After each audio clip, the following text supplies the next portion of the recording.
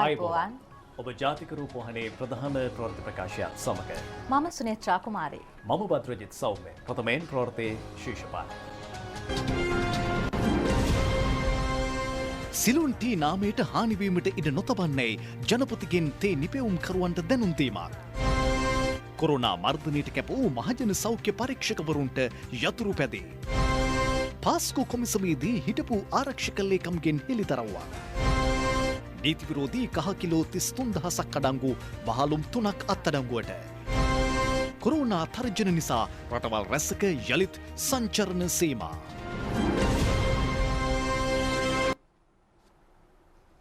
මුලින්ම දේශීය ප්‍රවෘත්ති.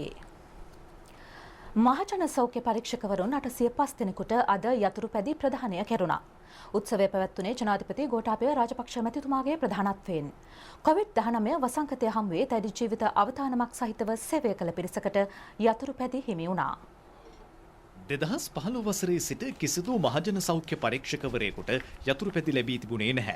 වැඩසටහන යටතේ සේවා කාලය තුළ යතුරු පැදි නොලැබූ නිලධාරීන්ට ප්‍රමුඛතාව හිමිව තිබෙනවා. සෞඛ්‍ය වෛද්‍ය බල ප්‍රදේශ 26ක සේවය කරන මහජන සෞඛ්‍ය පරීක්ෂකවරුන් 749 දෙනෙකුට සහ ප්‍රමුඛතා පදනමින් තෝරා ගන්නා ලද තවත් මහජන සෞඛ්‍ය පරීක්ෂකවරුන් 56 දෙනෙකුට යතුරු පැදි ප්‍රදානය කරනු ලැබුවා. මහජන සෞඛ්‍ය පරීක්ෂකවරුන් බඳවා ගැනීමේදී වසර 2ක පූර්ණ කාලීන පාඨමාලාවකට යොමු කෙරෙනවා. ඔවුන්ගේ පුහුණු කාලයේ දීර්ඝ කර උපාධියක් ගැනීමේ අවස්ථාව විශ්වවිද්‍යාල ප්‍රතිපාදන කොමිසම සමග සාකච්ඡා කොට උදා කර දෙන බව ජනාධිපතිතුමා කියා සිටියා.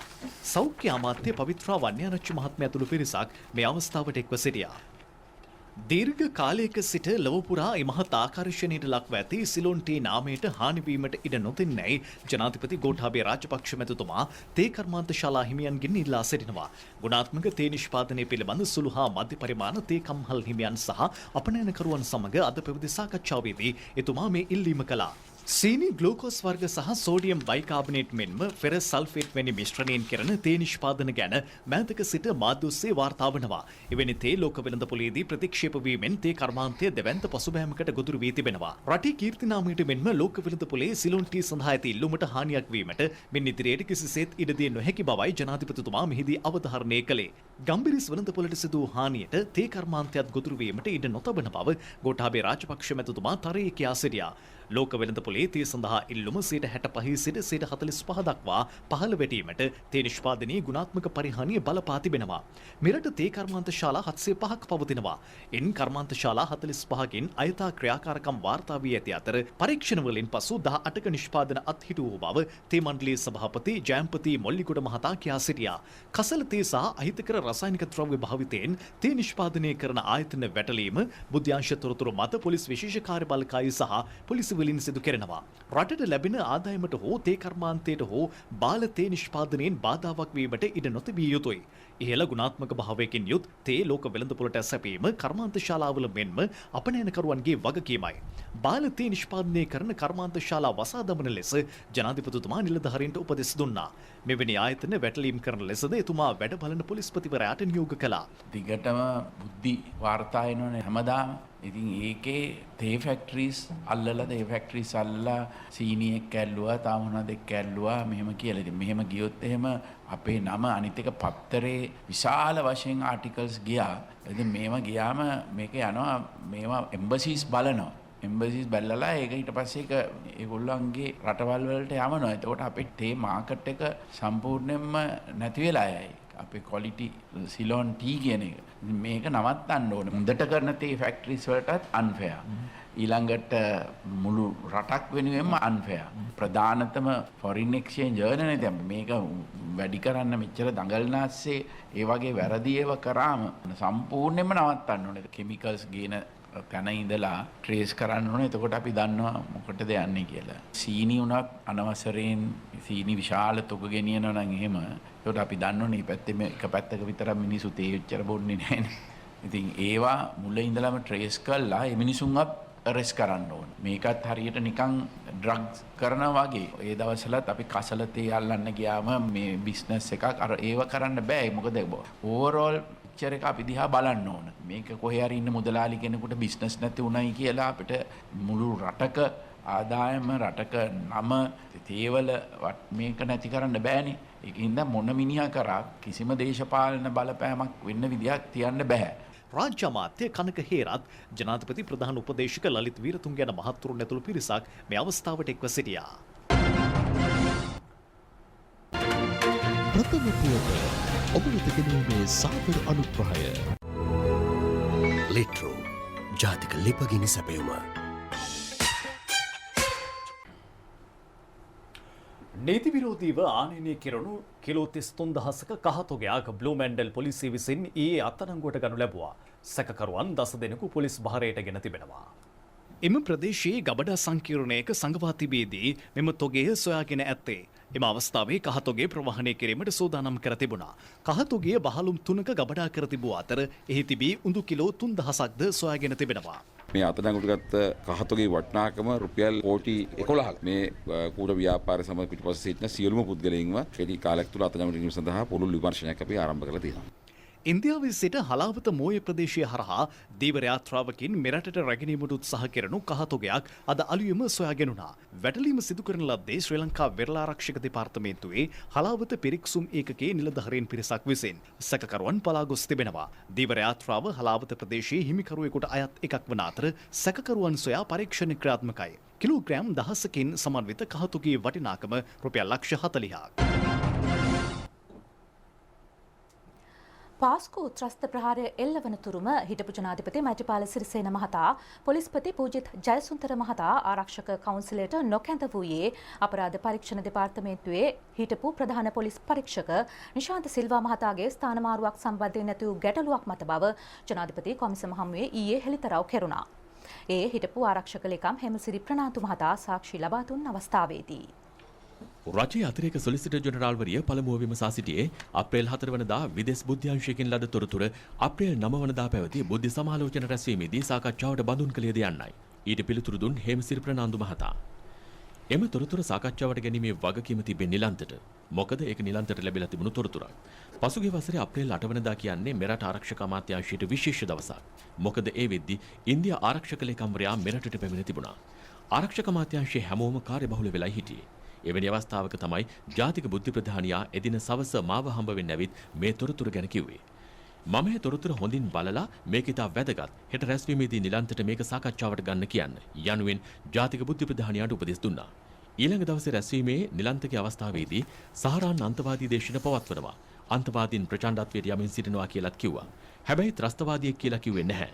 ඒ වගේමයි නිලන්තකේ අවස්ථාවේදී නිලන්ත 4 වෙනිදා ලැබී තිබුණු තොරතුරු ගැන කිසිදු සඳහනක් කළේ නැහැ. රැස්වීම අවසන් භාගයේ වෙනකොට සිසිර මෙන්ඩිස් මහතා මට එයාගේ අතේ තිබ්බ 4 වෙනිදා ලැබී තිබුණු තොරතුරු පෙන්නුවා. එතකොට මම නිලන්තගෙන් ඇහුවා නිලන්තර තොරතුරට මොකද කළේ කියලා. සර් මම පොලිස්පතිට කියලා තියෙන්නේ. තවත් වාර්තාවක් සකස් කරමින් සිටින්නේ. සම්පූර්ණ කරලා එවන්නම් කියලා නිලන්ත මට පිළිතුරු දුන්නා. ඉතින් මම ඒකෙන් සෑහීමකටපත් වුණා. කොමිසම හමුවේ සාක්ෂි දෙමින් හේමසිරි ප්‍රනාන්දු මහතා වැඩිදුරටත් මෙලෙස ප්‍රකාශ කළා. 2019 මාර්තු මාසයේ වෙද්දී යුද හමුදාපති මහේෂ් සේනානායක මහතා මට කිහිපවරක්ම කියලා තිබුණා රාජ්‍ය බුද්ධි සේවයේ තොරතුරු බෙදාගන්නේ නැහැ. අපිව බයිපාස් කරලා ඔක්කොම කරන්න කියලා. මම ඔහුට කියලා තිබ්බා ජනාධිපතිත් එක්ක කතා කරලා පිළිතුරක් දෙන්නම් කියලා. ඒ අනුව ඔබ ප්‍රශ්නය ගැන ජනාධිපතිවරයා සමග සාකච්ඡා කළාදැයි මෙහිදී ජනාධිපති කොමිසම විමසුවා. නැහැ. මට ජනාධිපති සමග කතා කරන්න අවස්ථාවක් හම්බුනේ නැහැ. බාහිර පාර්ශව මාත් ජනාධිපතිවරයාත් අතර අර්බුදයක් නිර්මාණය කරලා තිබ්බේ. ඒ හින්දා ජනාධිපතිවරයා මාත් සමග කතා කරන්න කැමති වුණේ නැහැ. මම ආරක්ෂක ලේකම්වරයා ලෙස සහභාගී වුණු පළමු ජාතික ආරක්ෂක කවුන්සිලයට පමණයි එවකට පොලිස්පති පූජිත් ජයසුන්දර මහතා සහභාගී වුණේ. ඊට පස්සේ රැස්වීම වලට පූජිත් ජයසුන්දර මහතා ගෙන්වන්න එපායයි ජනාධිපතිවරයා මට උපදෙස් දීලා තිබුණා. 2018 ඔක්තෝබර් මාසයේ ඇතුණු ව්‍යවස්ථාදායකයේ ආරවුලෙන් පස්සේ අගමැති රනිල් වික්‍රමසිංහ ආරක්ෂක රාජ්‍ය අමාත්‍ය රුවන් විජේවර්ධන යන දෙදෙනාටම ජාතික ආරක්ෂක කවුන්සිලය සඳහා කැඳවීම් කළේ නැහැ. ඔක්තෝබර් වල ඇතිවුණු ආණ්ඩු පෙරළියෙන් පස්සේ මම ජනාධිපති මෛත්‍රීපාල සිරිසේන මහතාගෙන් ඇහුවා සර් අලුත් අගමැති මහින්ද රාජපක්ෂ මහත්තයාට ආරක්ෂක කවුන්සිලයට එන්න කියන්නද කියලා. නැහැ ඕනේ නැහැ. පස්සේ කියමු යනුවෙන් ජනාධිපතිවරයා මට පිළිතුරු ලබා දුන්නා. කොහොම වුණත් දින 52 ආණ්ඩුව පැවති කාලවකවානුව තුළ අග්‍රාමාත්‍යවරයා ලෙස කටයුතු කළ මහින්ද රාජපක්ෂ මහතාට කිසිම අවස්ථාවක ආරක්ෂක කවුන්සිලයට සහභාගී වෙන්න කියලා ආරාධනා කළේ නැහැ. මෙහිදී රජයේ අතිරේක සොලිසිටර් ජෙනරාල්වරිය විමසා සිටියේ ඔබ ජාතික ආරක්ෂක කවුන්සිලයට සහභාගී වූ කාලවකවානුව තුළ එහි නිත්‍ය සමාජිකයන් නොවූ විශේෂ ආරාධනයක්ද නොලැබූ පුද්ගලයින් ඒ සඳහා සහභාගී වුණේද යන්නයි. දවසක් අපි ආරක්ෂක කවුන්සිලයට ගිහිල්ලා ජනාධිපතිතුමා පැමිණෙනතුරු වාඩි වෙලා ඉද්දී ජනාධිපතිතුමාගේ පිටුපසින් තවත් සිව් දෙනෙක් එනවා දැකලා පුදුම වුණා. එලෙස පැමිණියේ ජනාධිපතිතුමා නියෝජනය කළ ශ්‍රී ලංකා නිදහස් පක්ෂයේ දයාසිරි ජයසේකර, ලසන්තල ගියවන්න, මහින්ද අමරවීර, තිලංග සුමතිපාල යන මන්ත්‍රීවරුන්. ඔවුන්ට ජාතික ආරක්ෂක කවුන්සිලයට සහභාගී වෙන්න කියලා ආරාධනා කර තිබුණේ නැහැ. දින 52 ආණ්ඩුවෙන් පස්සේ ආයමත් අග්‍රාමාත්‍ය තනතුරට රනිල් වික්‍රමසිංහ මහතා පත් වුණාම මම ජනාධිපතිතුමා හම්බ වෙන්න ගිහින් කිව්වා සර් 2002 චන්ද්‍රිකා මැඩම් ජනාධිපති වුණාමත් ආරක්ෂක කවුන්සිලයට රනිල් වික්‍රමසිංහ මහත්මයා ආවා කියලා. නැහැ. ඒකට ගෙන්නුවාට කමක් නැහැ. මම මේකට ගෙන්නන්නේ නැහැ. ඕනේ නැහැ කියලා ජනාධිපතිතුමා මට කිව්වා. කොහොමටත් ඒ වෙද්දි ජනාධිපතිවරයා සහ අග්‍රාමාත්‍යවරයා අතර තිබුණේ නයි පොළොන් වෛරයක්. නිලධාරීන් හැටියට අපි ඒකට මැදි වෙලා හිටියේ. යනුවෙන් හේමසිරි ප්‍රනාන්දු මහතා වැඩිදුරටත් සාක්ෂි ලබා දුන්නා. මෙහිදී රජයේ අතිරේක සොලිසිටර් ජෙනරාල්වරිය විමසා සිටියේ හිටපු පොලිස්පති පූජ්‍ය ජයසුන්දර මහතා ආරක්ෂක කවුන්සිලයට නොගෙන්වීමට හේතු වුණු සිදුවීම කුමක්ද යන්නයි. ඒට පිළිතුරු දෙමින් හේමසිරි ප්‍රනාන්දු මහතා කියා සිටියේ ආරක්ෂක කවුන්සිලයේ රැස්වීමකට එවකට ආරක්ෂක මාණ්ඩලික ප්‍රධානී රවි විජේකුණවර්ධන මහතා අපරාධ පරීක්ෂණ දෙපාර්තමේන්තුවේ නිලධාරියෙකුට විරුද්ධව පැමිණිල්ලක් කළා. යම් නිලධාරියෙක් Tamanව අත්නෝමතික ලෙස අත්අඩංගුවට ගන්න උත්සාහ කරනවා කියලා. ජනාධිපතිතුමා ඒ වෙලාවේ පොලිස්පති පූජ්‍ය ජයසුන්දර මහතාට කිව්වා නිශාන්ත සිල්වා ඉවත් කරන්න කියලා. ජනාධිපතිතුමා කිව්වොත් දෙයක් වෙන්නම ඕනේ නිසා පොලිස්පතිවරයා නිශාන්ත සිල්වාව මීගමුවට මාරු කළා. ඒ සිදුවිය යුතු ක්‍රියාපටිපාටියට අනුව පොලිස් කොමිසමට දැනුම් දීලා තිබුණා. දවස් 3කට පස්සේ ජනාධිපතිවරයා මට කතා කළා. කාගෙන් අහලාද නිශාන්තව මාරු කළේ කියලා ඇහුවා. මම කිව්වා සර්මනේ කිව්වේ මාරු කරන්න කියලා. මම කිව්වේ නැහැ මාරු කරන්න කියලා. ඩස් කාලා ෆෝන් එක ඩෑෂ් කළා. පස්සේ දින කිහිපයකින් මම ජනාධිපතිවරයා හම්බ වෙන්න ගියා. ජනාධිපතිවරයා මට කිව්වා බලන්නකො ලේකම්තුමා මෙයා කරලා තියෙන දේ පොලිස් කොමිසමටත් ලියලානේ සිකියුරිටි කවුන්සිල් එක රෙෆරන්ස් දාලා. ආයි ආරක්ෂක කවුන්සිලයට පොලිස්පති ගෙන්නන්න එපා කියලා මට නියෝග කළා. ඒ අනුව ජනාධිපතිවරයාගේ නියෝගය මම එවකට පොලිස්පති පූජ්‍ය ජයසුන්දර මහතාට දැනුවත් කළා. පොලිස්පති වෙනුවට එවකට අපරාධ පරීක්ෂණ දෙපාර්තමේන්තුව බහරව සිටි ජ්‍යෙෂ්ඨ නියෝජ්‍ය පොලිස්පති රවි සෙනවිරත්න මහතාව ආරක්ෂක කවුන්සිලයට ගෙන්නුවා. මෙහිදී අතිරේක සොලිසිටර් ජෙනරාල්වරිය විමසා සිටියේ ජනාධිපති මෛත්‍රීපාල සිරිසේන මහතා කවදා හෝ ඔබේ ඔළුව හොඳ නැද්ද යනුවෙන් හිටපු ආරක්ෂක ලේකම් හේමසිරි ප්‍රනාන්දු මහතාගෙන් විමසා ඇද්ද යන්නයි. ඊට පිළිතුරු දෙමින් හේමසිරි ප්‍රනාන්දු මහතා කියා සිටියේ අපෝ ඕනතරම් අහලා තියෙනවා යනුවෙන්. 19 වෙනි සංශෝධනයෙන් සිදුවේ විධායකය ව්‍යවස්ථාදායකය හා අධිකරණය අතර ගැටුම් නිර්මාණය කිරීම බව ශ්‍රී ලංකා පොදු ජන පෙරමුණේ තරුණ නීතිඥ සංගමය පවසනවා. ඒ රටේ සමාජ දේශපාලන හා ආර්ථික ක්ෂේත්‍රයන්හි බිඳවැටීමකට හේතු බවයි එම සංවිධානය සඳහන් කරන්නේ. පසුගිය 19 වෙනි සංශෝධනය කියලා කියන්නේ මේ රට ආර්ථික වශයෙන් සමාජීය වශයෙන් සහ දේශපාලන වශයෙන් අගාධයට ඇද දමපු ආණ්ඩුක්‍රම සංශෝධනයක්. අපි ඒක දැක්ක ප්‍රබල ලෙස අධිකරණයේ විධායක ව්‍යවස්ථාදායකයට තුනම සමග ගැටුම් නිර්මාණය කරා. ජනාධිපතිවරයා සහ අගමැතිවරයා එලිපිට ගහගත්තේ නැති එක විතරයි මේ 19 වෙනි සංශෝධනය ගෙනාවේ රටේ පොදු මහ ජනතාවගේ කිසියම් අපේක්ෂාවක් ඉෂ්ට කරන්නේ නෙමෙයි. සාමාන්‍යයෙන් පාර්ලිමේන්තුව පනතක් සම්මත කිරීමේදී රටේ සියලු පුරවැසියන්ගේ අයිතිවාසිකම් ආරක්ෂා වෙන ආකාරයට තමයි පනත සම්මත කරන්න ඕන. නමුත් රාජපක්ෂවරුන්ගේ පරිගැනීමේ ඒකායන අරමුණකින් තමයි මේ 19 වෙනි සංශෝධනය පාර්ලිමේන්තුවට ගෙනාවේ.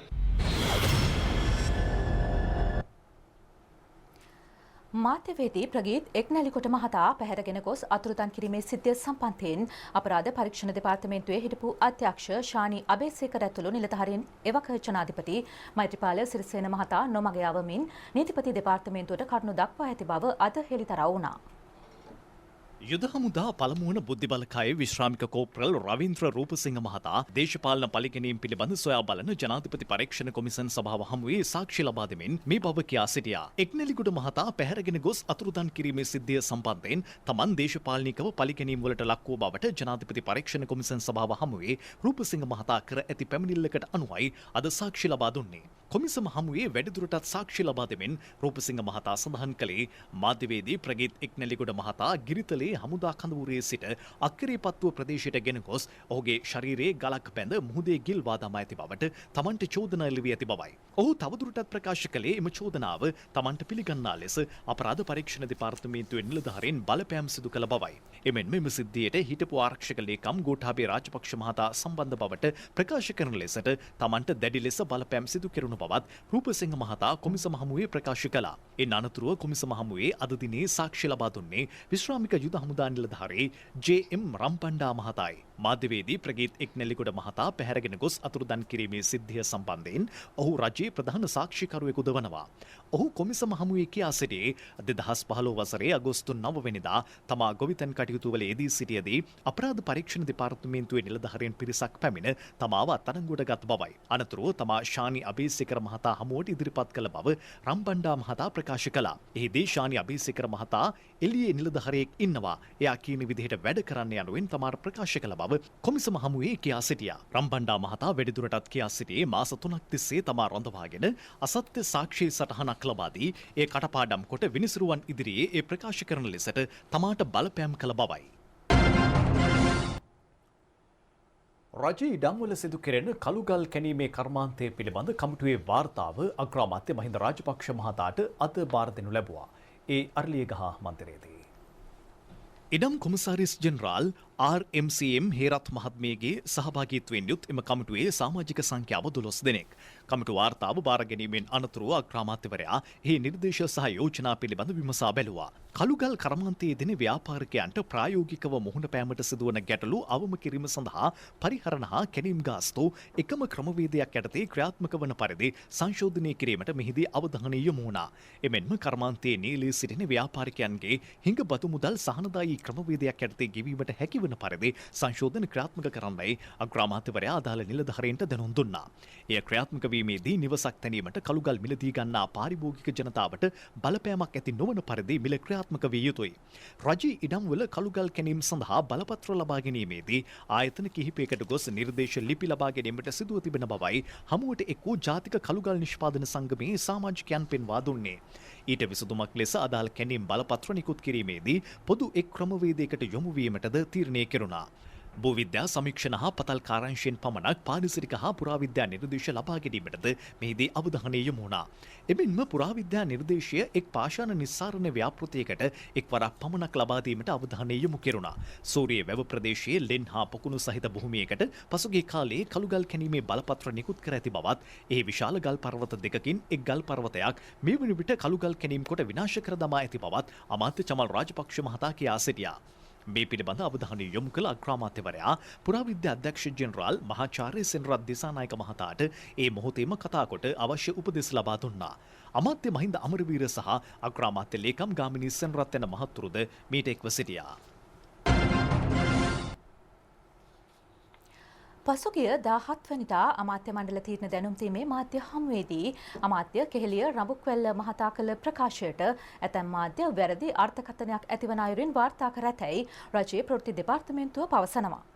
ශ්‍රී ලංකාව 31 යෝජනාවලියේ සම අනුග්‍රහකත්වයෙන් ඉවත්වීමට අවශ්‍ය පියවර මේ වන විට ගෙන ඇති බව පමණක් ඔහු සඳහන් කළ බවයි එම දෙපාර්තමේන්තුව නිවේදනයක් නිකුත් කරමින් අවධාරණය කරන්නේ.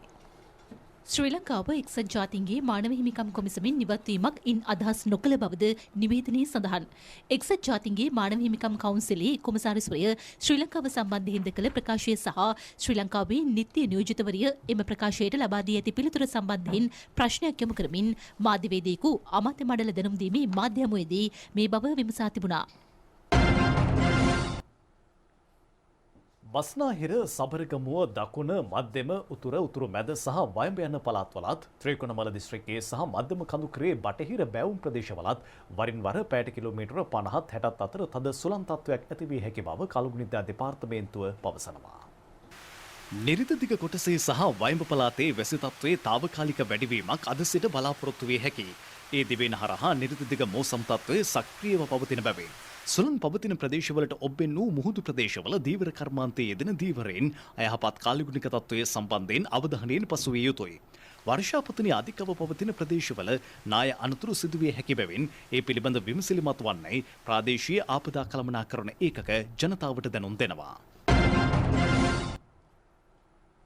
සංවිධානාත්මක අපරාධකරුවෙකු වන ජනිත් මදුසංකනොත් පොඩි ලැසී නැමැත්තාගෙන් අපරාධ පරීක්ෂණ දෙපාර්තමේන්තුව අද ප්‍රකාශයක් සටහන් කරගෙන තිබෙනවා. සාක්ෂි සටහන් කර ගැනීම පැය 6කට අධික කාලයක් පැවති බවයි වාර්තා වෙන්නේ.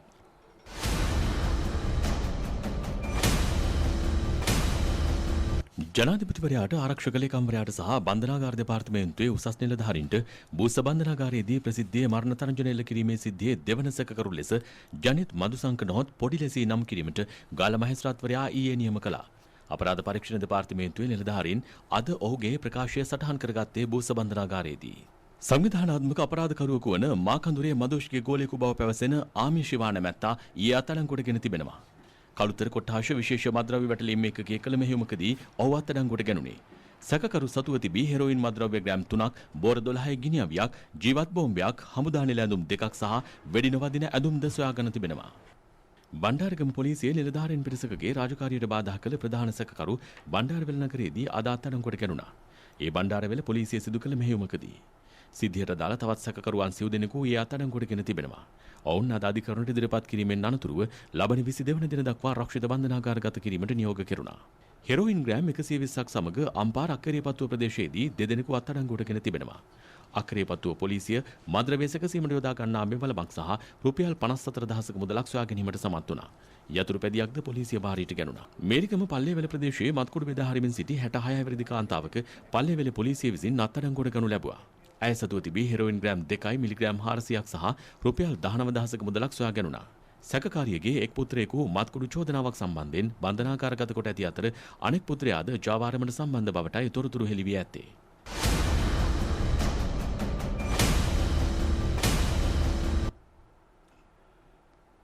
දෙවැනි වරටත් සංවිධානය කෙරෙනු කොළඹ ජාත්‍යන්තර පොත් ප්‍රදර්ශනය බණ්ඩාරනායක ජාත්‍යන්තර සම්මන්ත්‍රණ ශාලා පරිශ්‍රයේදී අද ආරම්භ වුණා.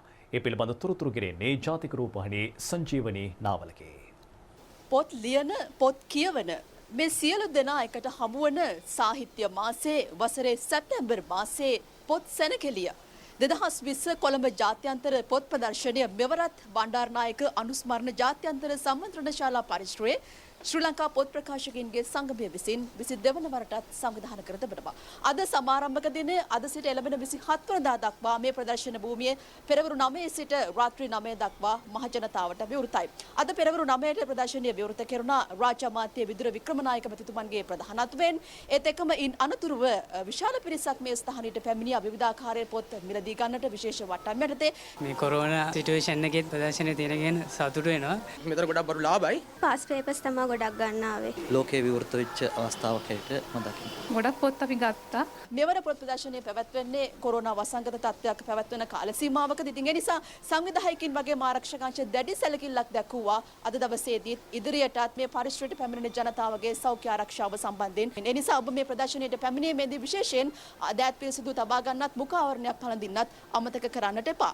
ඒ වගේම තමයි සිරිමාවෝ බණ්ඩාරනායක ශාලාව තුල ජාතික රූපවාහිනී රූ එන්ටර්ටේන්මන්ට් වෙළඳ කුටියක් තිබෙනවා. ඔබ ආදරය කරපු ටෙලිනාට්‍ය වාර්තා වැඩසටහන් ඒ විතරක් නෙවෙයි ඔබේ ළමා කාලේ ලස්සන කරපු සුන්දර කාටුන් වැඩසටහන් සංයුක්ත තැටි වශයෙන් මිලදී ගන්න සහනදායි මිලකට ඔබට පුළුවන්කමක් තිබෙනවා. අද රතු එළිය තලවිල බරුතැල්පොත දීවර ජනතාවගේ ගැටලු පිළිබඳවයි. මේ තලවිල බරදැල්පොත දෙහිවරින් තම දෙහිවර කටයුතු වල නිරත වන ආකාරයයි. දෙහිවර තොටුපළක් නොමැතිවීමෙන් ඔවුන් දුෂ්කරතා රැසකට මුහුණ පා සිටිනවා. ප්‍රදේශයේ 100කට අධික පිරිසක් දෙහිවර කටයුතු වල නිරත වන අතර දෙහිවර ආම්පන්න තබා ගැනීමට නිසි ස්ථානයක් නොමැතිවීමද ගැටලුවක්. අපිට තොටුපොළ නැති ඉඳන් අපි මෙතන ඇවිල්ලා ගොඩ අරිනවා. ඉතින් එතකොට රැයක පානක කරදරයක් වුණොත් අපිට හදිසියකට එන්න වෙලාවකුත් නැහැ. ඒ පාන්දර 3ට විතර යුද්ධයක් වගේ මේ බෝට්ටු පෙරලගෙන එන්ජින් පෙරලගෙන හම්බ කරන 107 සේරම බෝට්ටු එන්ජින් වලට වියදම් කරලා ඒ මිනිස්සු හොයාගන්න දෙයක් නැතුව අන්තිමට මේ මූද සැරවෙන්නත් ඒ මිනිස්සු යනවා මීටර් ගණනාවක් ඈතකට ගිහින් අහකලා තව තැනක ගොඩ අරිනවා. දැන් අපිට අපහසුතාවයක් වෙලා තියෙන්නේ ගලන කාලෙට තව තැනකට යන්නයි වෙරළසර වෙච්චාම අපි හොයන්නේ ගල්ලැටියක් තියෙන ස්ථානයක්. දෙහිවර කටයුතු නගා සිටුවීමට නම් මෙවැනි ස්ථාන පිළිබඳවද අවධානය යොමු කිරීම බලධාරීන්ගේ යුතුයකමක් නොවන්නේද? විසිතුරු මසුන් මිරිදිය මත්ස්‍ය හා ඉස්සන් ඇති කිරීම දෙහිවර වරාය සංවර්ධන බහුදින දෙහිවර කටයුතු හා මත්ස්‍ය අපනයන රාජ්‍ය අමාත්‍යතුමනි ඔබටයි මේ රතු එළිය. යලිත්ම ප්‍රවෘත්ති ප්‍රකාශයත් සමග තමා නිරීක්ෂණය කර ඇති පරිදි රටටම ඇති පොදු ප්‍රශ්නය වන්නේ කිසිවකු අපේක්ෂිත මට්ටමින් වැඩ නොකිරීම බව ජනාධිපති ගෝඨාභය රාජපක්ෂ මැතිතුමා පවසනවා. රාජ්‍ය පෞද්ගලික දංශයේම දැකගත හැකි මන්දගාමී ක්‍රියාකාරීත්වය කනකාටුවට කරුණක් බවයි ජනාධිපතිතුමා පෙන්වා දෙන්නේ. ජනාධිපති ගෝඨාභය රාජපක්ෂ මැතිතුමා මේ බව ප්‍රකාශ කළේ ග්‍රාමීය නිවාස ඉදිකිරීම සහ ගොඩනැගිලි ද්‍රව්‍ය කර්මාන්ත ප්‍රවර්ධන රාජ්‍ය අමාත්‍යාංශයේ ඉදිරි සැලසුම් පිළිබඳ ජනාධිපති කාර්යාලයේ ඊයේ සවස පැවති සාකච්ඡාවකදී කොළඹ නගරයේ සහ තදාසන්න නගර කිහිපයක සිදු කරමින් පවතින ඉදිකිරීම සෑම දවසකම එකම මට්ටමකම තිබීම අපේක්ෂිත මට්ටමේ වැඩ නොකරන බවට නිදසුන් බවයි ජනාධිපතිතුමා මෙහිදී කියා සිටියේ. ආරම්භ ඇති සියලු ඉදිකිරීම් කඩිනමින් නිම කළ යුතු බවට අවධාරණය කළ ජනාධිපතිතුමා සියලු පාර්ශවයන්ගෙන් ඉල්ලා සිටියේ ආකල්ප වෙනසක් සමග සංවර්ධන පෙරළියකට සූදානම් වන ලෙසයි. පාරවල් විශාල ප්‍රමාණයක් හදනවා, බ්‍රිජස් විශාල ප්‍රමාණයක් හදනවා, ගෙවල් දැන් හදනවා, වෝටර් ප්‍රොජෙක්ට්ස් තියෙනවා, වැව් හදනවා. ප්‍රයිවට් සෙක්ටර් එක වුණත් ක්වොලිටි එක නෑනේ. වැඩක් බාර දුන්නම හැමදාම යන අර පාර දැන් මාස කීයක්ද ඒක පොඩ්ඩක්වත් හදන්නේ නැහැ. ඉතින් එහෙම වුණාම දැන් ඒක ගවර්න්මන්ට් නෙමෙයි, කොන්ට්‍රැක්ටර්ස්ලා ඔක්කොම ප්‍රයිවට් සෙක්ටර් එකට දීලා තියෙන්නේ. හැබැයි වැඩ කරන්නේ නැහැ. මේක තමයි මේ අපේ මුළු රටේම තියෙන ප්‍රශ්නේ, වැඩ නොකිරීම. ප්‍රයිවට් සෙක්ටර් එක වේවා ගවර්න්මන්ට් සෙක්ටර් එක වේවා කරන්නේ නැහැ වැඩ. දැන් මේ කොළඹ වුණත් බැලුවම විශාල බිල්ඩින්ග් ටිකක් තියෙනවා, වැඩ නම් යන්නේ නැහැ. ඉතින් මේවා පුෂ් කරවන්න වෙනවා. හැදෙන්න තියෙන බිල්ඩින්ග්ස් ටික හදන්න ඉක්මනට. සෑම පවුලකටම සුව පහසු නිවසක් හිමි කර දීමේ සෞභාග්‍යයේ දැක්ම ප්‍රතිපත්ති ප්‍රකාශයේ අපේක්ෂාවක්. නිවසක අවශ්‍යතාවය තිබුණද එය තනිව සපුරාගත නොහැකි වීම බහුතර පිරිසකට ඇති ගැටලුවයි. නාගරික ග්‍රාමීය සහ වතු ජනතාවගේ නිවාස ගැටලුව විසඳිය යුත්තේ ඔවුන්ගේ ජීවන මට්ටම ඉහළ යන අයුරින් බවද ජනාධිපතිතුමා අවධාරණය කළා. රාජ්‍ය අමාත්‍ය ඉන්දික අනුරුද්ධ මහතා සාකච්ඡාවේදී කියා සිටියේ ඔබට ගියක් රටට හෙටක් සංකල්පය යටතේ ග්‍රාම සේවා වසම් මට්ටමින් අඩු ආදායම් ලාභීන් සඳහා නිවාස 14022ක් මේ වන විටත් ඉදි කරමින් පවතින බවයි. එම ව්‍යාපෘතිය යටතේ වසර 5ක් අවසානයේදී නිවාස 70100ක් ඉදි කිරීමට අපේක්ෂිතයි.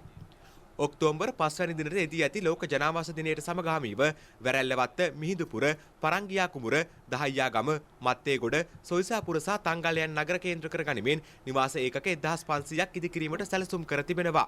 සපිරි මහල් නිවාස වැඩසටහන යටතේ එය ක්‍රියාත්මකයි.